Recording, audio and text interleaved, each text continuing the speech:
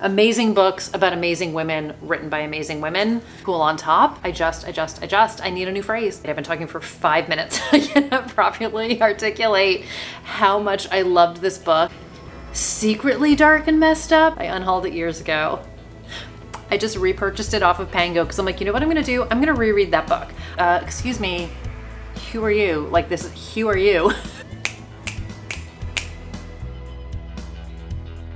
Hi everybody, it's Audrey and welcome back to Chapter and Converse and welcome to part 2 of what I read in August.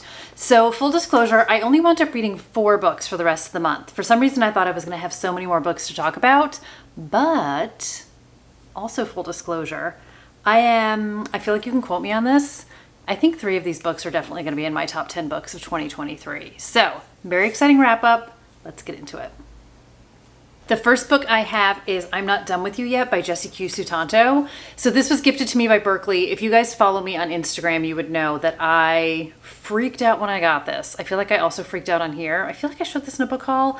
Anyway, I was super excited about this book. This is her first adult thriller that she's written, and I've been hearing buzz about this book for I feel like quite a while from a lot of my favorite authors, so I was very thirsty to get my hands on it. I was so excited to get it a little bit early, and I loved this.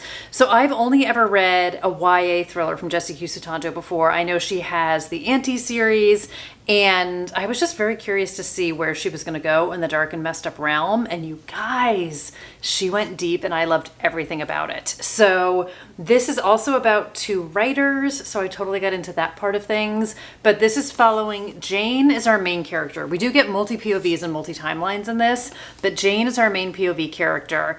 And when she went to Oxford, she wound up meeting this girl, Thalia. They met like on the bus going to Oxford, became fast friends. And Jane became a little bit, I guess, kind of like fascinated with, obsessed with, like Thalia's like the ultimate cool girl. And Jane just isn't. But she's a very gifted writer. They both were in the writing program at Oxford and some stuff happens in Oxford. But we meet Jane in the present. It's been like 20 years, I want to say. I always feel like I should check that out beforehand, but here I am checking it out now.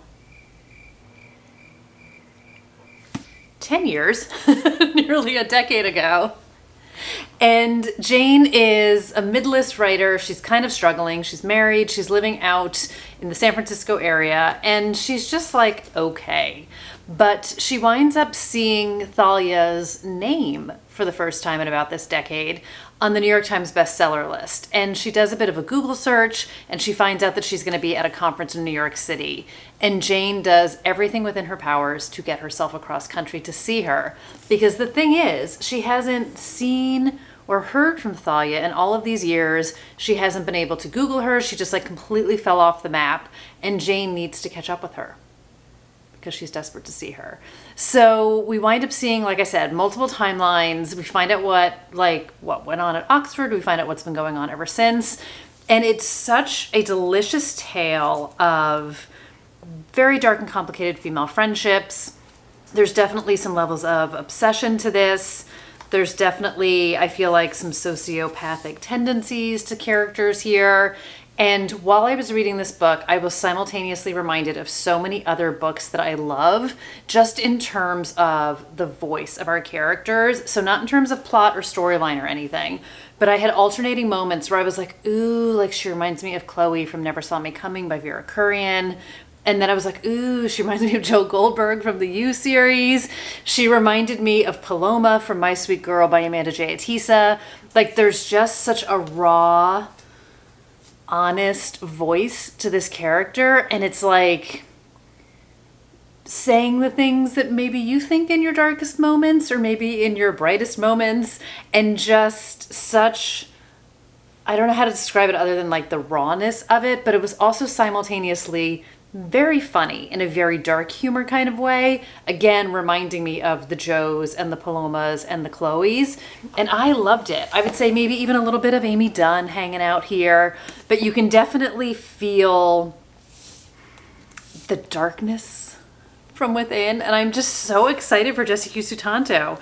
Not that I didn't think she was capable of this. I don't know what I thought, but she really blew me away. And I mentioned this in another video where I was talking about authors who can really kind of genre switch seamlessly, and she's definitely one of them. And from a writing perspective, I have so much respect for her being able to very seamlessly work in and out of different genres and being able to capture all of these different voices, and this just blew me away. I thought it was so, so good. I just loved it so much.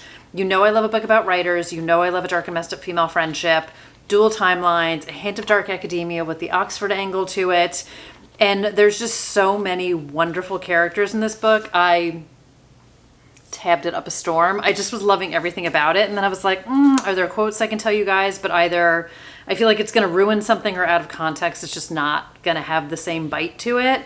But if you are looking for a really good thriller, really getting lost in some very deliciously dark characters, this is a no-brainer, an absolute no-brainer. I devoured this book. I loved it so, so much. It has inspired me to do an Instagram post. So you may have already seen me talk about some of these books, but it's just, I don't know. I mean, like, I feel like it's cheesy to be like, wow, this feels like so fearless and like no holding back and isn't afraid to go to the dark places.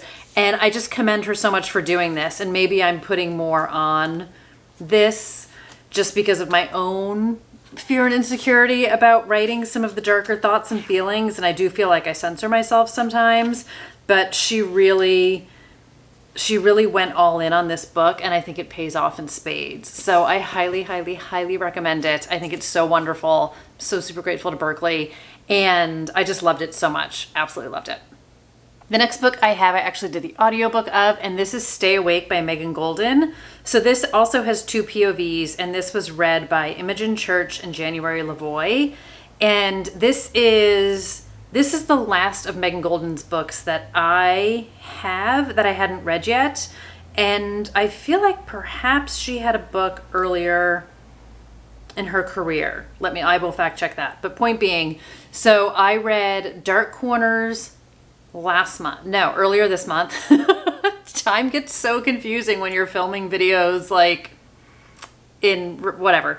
So I read Dark Corners earlier this month. I reread The Night Swim earlier this summer, and then I had read her first book, The Escape Room, a couple years ago when it came out. So this was like my last woman standing book for Megan Golden. This is a standalone book. You can read it at any point, and like it doesn't connect with any of the other books in any kind of a way. And I really enjoyed it. And I talked about this when I read The It Girl by Ruth Ware. Somewhere in my brain, I had hitched a story that people weren't enjoying The It Girl, and I loved it. And then I realized that I think I messed it up with a different book that came out around the same time.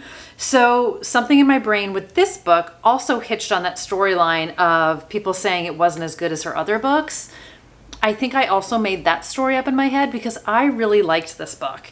And this is a book you definitely can't talk too much about, and I'm not going to talk too much about it. So when this book opens, we are meeting Liv, and she is waking up in the back of a taxi, pulling up to her apartment in Brooklyn. And she gets out of the car and she like can't find her keys. She can't find her phone. She's like pounding on the door for her roommate to let her in. And this couple opens the door and she's like, ugh, like you must be friends of Amy's who are like hanging out here. I need to get into my apartment. And they're like, excuse me, who are you? Like who are you? Who are you? This is our apartment. And she's like, what are you talking about? I live here. And it becomes revealed in those opening pages as they let her in so she can make a phone call because she's never phoned because the dude feels bad for her, that this is not her apartment. This is not her stuff. These are not her things. Her roommate doesn't live there. And the last thing she remembers is taking a phone call at work that morning. And now she's come home and it's not her home anymore. So she basically gets booted to the curb, at which point she realizes that she has words written on her hands and her arms, including the phrase, stay awake. And in her pocket, she has a bloody knife wrapped up in a t-shirt and has no memory of anything that happened. So we follow Liv as she tries to piece together all of this information. Meanwhile, we also have a police investigation going on, and I have to say, I love Detective Halliday. So she has a very interesting backstory. I feel like there's so much more about her. I don't know anything about anything, but she is someone I would love to see again in another book because I really just enjoyed her as a character. So we wind up getting sort of our present day timeline, and then we go into the past as Liv is trying to piece together her life, basically. And we follow her around New York City, and we just have to kind of figure out what all happened. So I do feel like there are breadcrumbs in the story that are supposed to lead us to something in particular to like kind of figure out, but not like the how or the whys of things, but maybe we know some of the whats of things. So maybe we're a little bit ahead of Liv in some of the situations, but I thought it was really well done. I definitely was twisty and confused and was trying to piece stuff together. And there's like a good amount of characters. So you've got like a good amount of suspects, but it's not like too many suspects. And I thought it was just really, really well done. I enjoyed it. And again, I think I just flipped some books in my own head and just went into it with a minimal expectation, but I just thought it was great. I really love her writing. Imogen Church and January LaVoy are amazing audiobook narrators. I have come across the two of them, not even on purpose, in the last few months, multiple times. Like I haven't sought them out, but they just wind up reading the books that I've been listening to, which has been great. But I would highly recommend this one. So again, total standalone for Megan Golden. You don't have to know anything else about her other books, but if you like an amnesia story, because obviously she's got some memory loss that's going on here, and there's definitely some, I mean, you wake up with a bloody knife in your pocket, you know that the story's not really going to end well for how that happened. So really good. And then again, a mix of police investigation with it. I love me some police investigation. And then Liv herself becomes kind of that amateur detective as she's trying to piece together what all happened to her. But really, really enjoyed it. I have officially read all of the Megan Golden books that I can get my hands on. So she does have a book called The Girl in Keller's Way. I believe that was her first book that came out in Australia. I looked on Blackwell's and I couldn't find it. So I don't think this is one we can get our hands on here. I'm going to have to see if you can maybe get like an ebook version of it or something, but I would 1000% make an effort to get my hands on that if I could. But otherwise, sadly, I'm just going to have to wait until she writes another book. But anyway, recommend this one as well. The next book I want to talk about is by one of my favorite authors who has never written a book that I haven't loved. And this is None of This Is True by Lisa Jewell. So this is her newest book that came out this year. I heard so much pre-buzz about this one too. People were saying it's her best book yet. I am hard pressed to pick a favorite of hers, but I really, really loved this book. And I also highly recommend it. Let's just get that out of the way in case you couldn't have figured that part out. Highly recommend this. So this book is following, again, we get multiple POVs. You're going to see also like the trajectory of these books. So I read this one first and I was like, I want more dark and messed up female friendships. So I was like, this one sounds perfect. This is how I build my TBR. I get inspired by books that I'm like reading that are leading me to the next one. It's like a game of breadcrumbs. So this one, I feel like when I tried to talk about what it was about, I really fumbled and stumbled my way through it because I don't know, I feel like I couldn't wrap my head around the concept of the book, but now that I've finished it, maybe I can talk about it a little bit better. So in this book, we have a woman named Alex, and she is a very popular podcaster. And she had done this series about super successful women and like businesses they ran and entrepreneurs and just these uber successful women. And that series had come to an end and she was kind of trying to figure out what she was going to do next. And she's out celebrating her 45th birthday and she winds up meeting this woman, Josie, who is also at the same restaurant celebrating her 45th birthday. And they have like a little bit of like a run-in in the bathroom and figure out that they're both having birthdays. They're both moms of two. They're both married. And they kind of get into this conversation. And then they have another meetup. And Josie pitches to Alex that she wants to be the topic of her next podcast. And Josie is like, I am a woman who is on the cusp of change. So rather than interviewing women who have made all these huge accomplishments and who have like gone through all of these changes and are super successful, what about if you follow me and my story as I'm going through this pivotal moment in my life? And Alex is a little bit intrigued and she's kind of looking for something new. So she agrees to do it. And it's one of these things where it was like, well, Alex, that might not have been a good decision. So we see the interviews. This has so many different elements to it. So again, we get multiple POVs. We get some kind of multiple timelines happening here. We get some elements of the podcast that are in here. And this is one of those books that definitely I feel like, so like to lean into the title of None of This Is True, it's like there's three sides to every story, yours, mine, and the truth. And I feel like we get a lot of that in this book. And Lisa Jewell, to me, is one of these authors who is almost like secretly dark and messed up, in that I feel like I get lulled into her books and I'm loving the characters and I'm loving the mystery and I'm loving the story. And then I forget that, like, yeah, she will really do some dark and messed up things, and I love it. I love it. I love it. I love it. She's not the author who's going to come out with like an axe swinging on the first page of the book and be all murdery, like my friend Megan Golden with the bloody knife in the coat pocket. But she will still lead you to the like metaphorical bloody knife in the pocket kind of a situation. And I loved it. I thought the writing was just brilliant. Again, I have never read a book of hers that I didn't love. I'm currently working on my Read to Zero video about her. I'm gathering all of my books and I'm trying to figure out which ones I haven't read yet and like all of that fun stuff. So a little bit of a teaser that that's coming.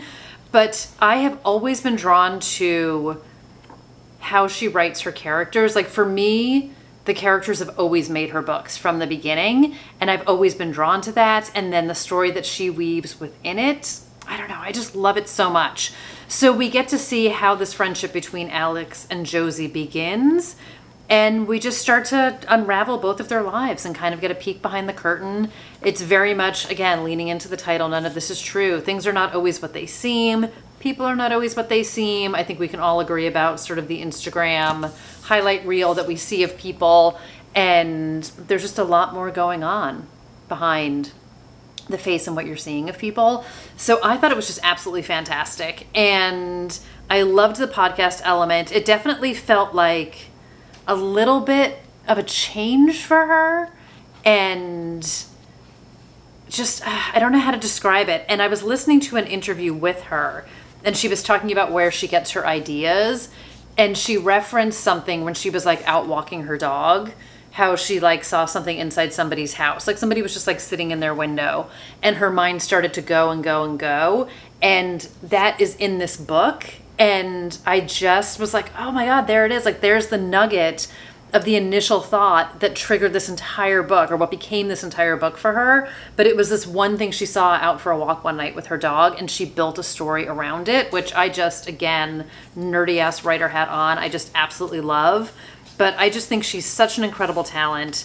I think she just has beautiful writing. I think she does like an amazing job, like I say, building these characters. I love the women she creates and the complexities between relationships, whether it's friendships or marriages, or there's a mother-daughter parenting kind of relationships that are going on here. Alex has a daughter and a son, and Josie has two daughters, so you get to see those dynamics as well.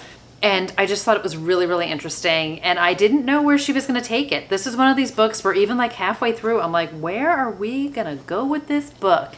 And not in a way of like, where are we going? But like, I can't even imagine what more turns she's going to take me down. And I just had such a fun time with it. I thought it was absolutely great. You guys know I'm a mega fan of hers. And then what's even cooler, and I had totally forgotten, well, not even cooler, but like cool on top, I had totally forgotten that she had done this pre-order campaign. So I had pre-ordered this forever ago. And then there was like this pre-order campaign. If you pre-ordered it, you just send in your receipt and get some goodies. So it showed up like last week, and I was like, what is this? So I got a little pin. It's a podcast pin. I've been like keeping it in the plastic for safekeeping. We can roll our eyes at me. So it's a None of This Is True, and it has the podcast microphone to it. I feel like it's, I don't know, hopefully it'll focus. And then you're not gonna be able to see this, but it's a little sticker that I think I'm gonna put on my book cart over here, which I'm super jazzed about. And then she talks about how she always has playlists for her books. So it's kind of like a little postcard, but it has a playlist of the songs that were in her brain kind of rolling through when she was writing this book. And then a signed book plate, which I need to put into my book, which I'm also so freaking excited about. So she's an author I've never had the great fortune of meeting, but would love to someday. So I'm on the hunt for, now that she's already done her book tour in the US, but you know what I mean. So anyway, super cool. That's just kind of a bonus, but I absolutely love this book so much, in case you couldn't tell. And then the last book I have, which I just happen to have tucked right up over here, is Bright Young Women by Jessica Knoll. So if you guys saw my September Most Anticipated, you would have seen that I talked about this book. It was gifted to me from Book of the Month. We partnered together on my September video. When I saw this was a Book of the Month add-on, I screamed. That's not even like an exaggeration. I literally was like, oh my God. I opened up the email. I've heard so much pre-buzz about this one too. This was like the month of reading the pre-buzz books for me. And as soon, like, I got this while I was reading Lisa Jewell, and I was like, I can't wait to finish Lisa Jewell because I'm going to dive right into this book. So this book is, I still have not written my review on this book because I am still so speechless over what an incredible book this was. And I didn't know what to expect, and I feel like that served me well. So this book opens on the night of a brutal murder spree at FSU. So this is loosely based on Bundy's kind of final murder spree in Florida and the aftermath of it. So I will be super honest, because why wouldn't I be? I don't know a lot about Ted Bundy. I have never been very interested in him. I have never watched documentaries on him. I loosely knew the story of like West Coast, something in Florida, like escaped prison. People thought he was like really good looking and like charming and all this stuff. And like that was the story behind him. I know Zac Efron played him in a movie. And that's kind of like where my Bundy started and ended. So I would say, I think my lack of knowledge about him actually served me well while I was reading this. Because for one, I didn't know where stuff was going to go. And this is a book that blends some fact and fiction, but this is not a Bundy book.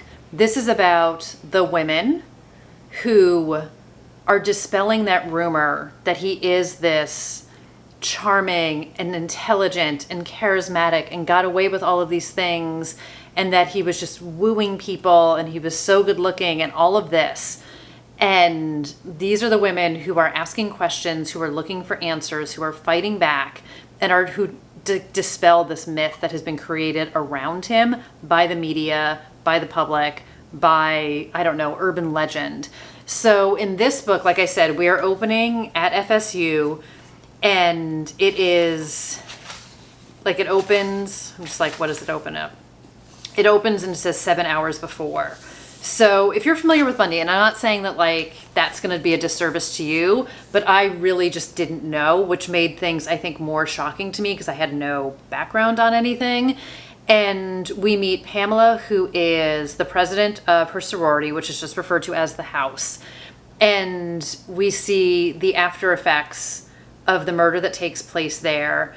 And then when what happens in Tallahassee makes the press and becomes national news, we meet a character from out in Washington State who has had some experience earlier and believes that these murders are connected.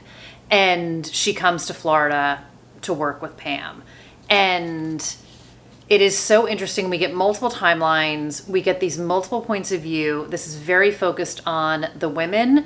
What I wound up doing, and I had to pump the brakes on because I was so curious if some of what was in here was actually true or if it was fiction. And not even in terms of the crimes, but in how women were treated and their perception of things and the description of things. Like how much of what is in here is factual was surprising to me in the sense of like, I can't even believe this is like how it was. And I know that's going to make me sound super ignorant. And it's totally fine. It's totally fine. But I feel like it's so jarring to see and read some of it. And I went down so many different rabbit holes. And like after I finished the book, there's actually this really good documentary, which I've only just begun, that's on Amazon Prime. I don't remember the name of it. I'll link it down below for you guys. But it's also about all of the women who were victims of his, who are survivors of his, who were in his world, including this woman who dated him for years, who went to the police when a police sketch came out and she was like, I think this is my boyfriend. And it's so interesting to hear everything from their perspective, and it's not about him. And even in this book, our big bad is not even assigned a name. He is just known as the defendant. Nobody names him. Nobody gives him that. And I just have to say, like, I feel like I can't talk about this book in a way that's going to do it an ounce of justice. I want to scream everything about it, but it's going to be like riddled with spoilers, which I'm not going to do. And I have to say, her writing was so like entrancing and gut-wrenching. This is one of those books that it is bleak and it is dark and it is heartbreaking, and there still manages to be hope and love like woven in between here. There is such strength to these women. There is such power to these women. There is such fierceness to these women.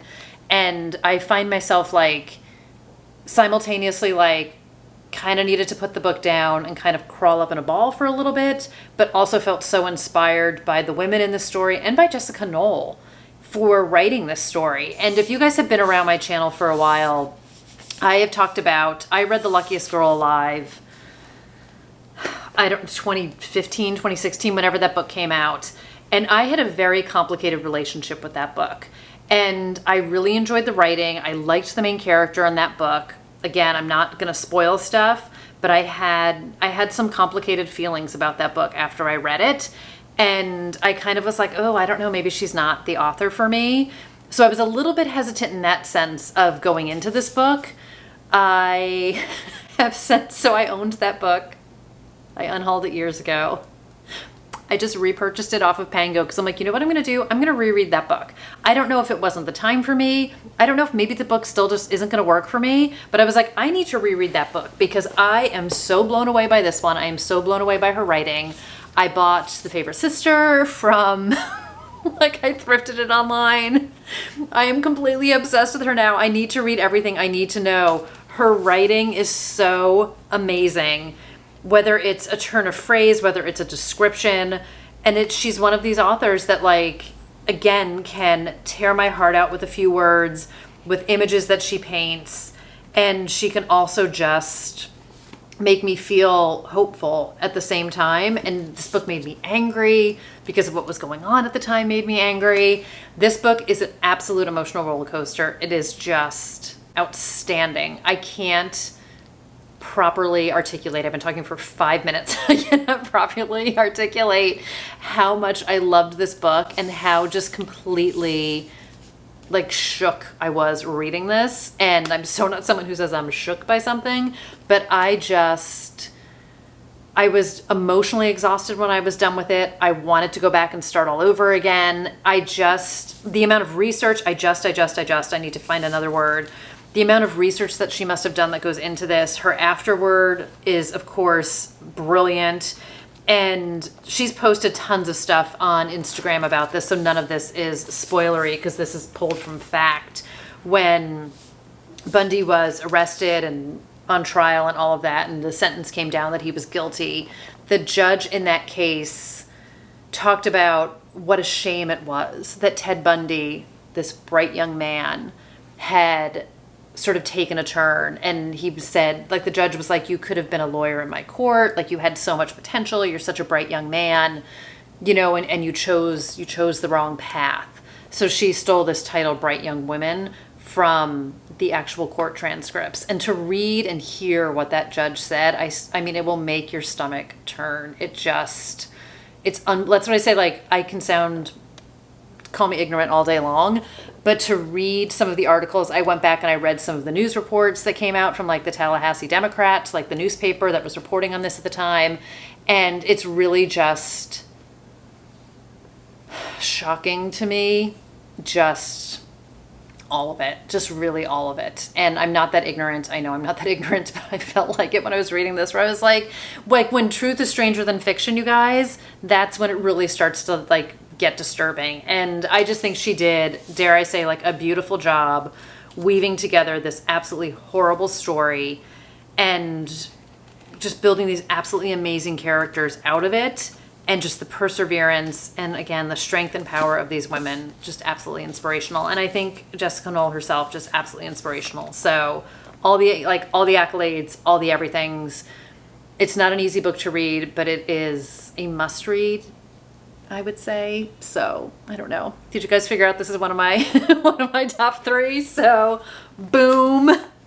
No disrespect to Megan Golden, Boom. I just absolutely loved these books, and they don't go together, but yet they go together. Like, they're just amazing books about amazing women written by amazing women. I could not have ended on a higher note. And if you even want to guess how banging of a hangover I had after I read this book, I really, really did. I was wrecked. I was wrecked after this book, but in all the best book ways. I was wrecked and I loved it. So there you go, guys. Part 2 of August. Let me know what you read. I will eventually post a review. By the time you guys see this, I hope I have posted a review on Bright Young Women, and maybe I've been a little bit more, maybe I've been able to say it a little bit better, but it was such an outstanding book. Thank you again to Book of the Month. Thank you again to Berkeley. I'm just completely blessed this month with goodies and books and everything, and I'm so grateful. And I'm so grateful for all of you guys. So let me know what you read, what you loved. I know you've probably already done that with the first August video, but you know the drill. Let me know whatever you want to let me know. Thank you guys for being here. Thanks for listening. And if you read any of these, let me know your thoughts. Let me know your feelings. Let me know what you thought of these books. I just could talk. I need a new phrase. I need a new phrase. And we're just going to stop it there. So take care, everybody. Bye.